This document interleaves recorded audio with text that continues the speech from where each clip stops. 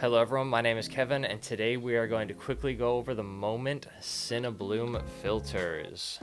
These filters are great for those of us shooting on modern high-res digital cameras who want our images to have a bit more of that film-like character, since sometimes modern sensors can be a bit too sharp and clinical. That is where a diffusion filter comes in. With premium Japanese glass, the CineBloom filters add a lovely hint of softness to the highlights and smooth out harsh transitions within the image. The CineBloom filters come in 3 different strengths, 5%, 10%, and 20% strengths, depending on how much diffusion you want in your image. So you'll need to determine, based on what you're shooting, how strong of a filter you'll need, and you'll need to determine the size of the filter that you'll need for your specific lens. Most lenses from the major manufacturers will have the filter thread size labeled on the lens itself in millimeters, so look for this symbol on your lens followed by a number.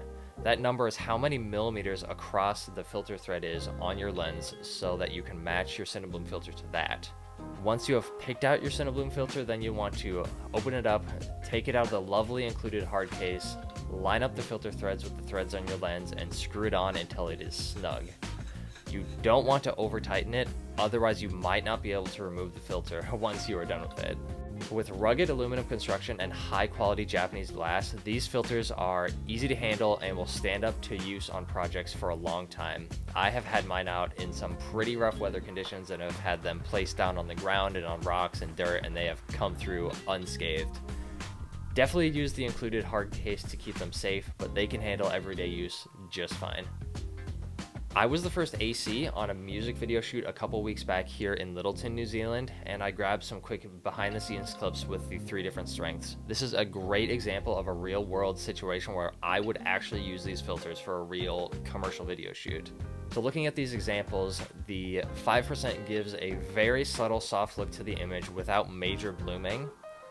The 10%, which is my most used diffusion filter, gives a good balance between bloom, softness, yet still keeping some of the sharpness in the image. The 20% really softens the skin and blooms the highlights like crazy for a unique, warm, vintage glow over everything. It should be noted that we did use some haze in this shoot as well, so these just added on to the effect of the haze.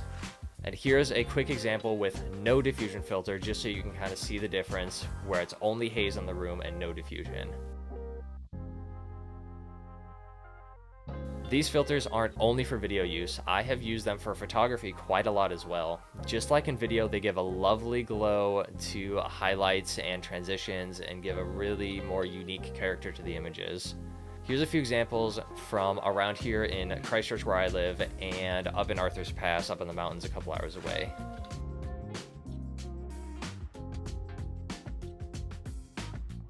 If you're looking for some filters to really add some character into your images that maybe has been lacking for you, I have been using and loving the Moment CineBloom filters for the last few years, and I plan to continue using them for my own productions for years to come. Thanks for watching. If there's anything else you want us to cover, filters, bags, lenses, cameras, or otherwise, let us know in the comments down below. Don't forget to like and hit that subscribe so you don't miss out on any other tips and tricks.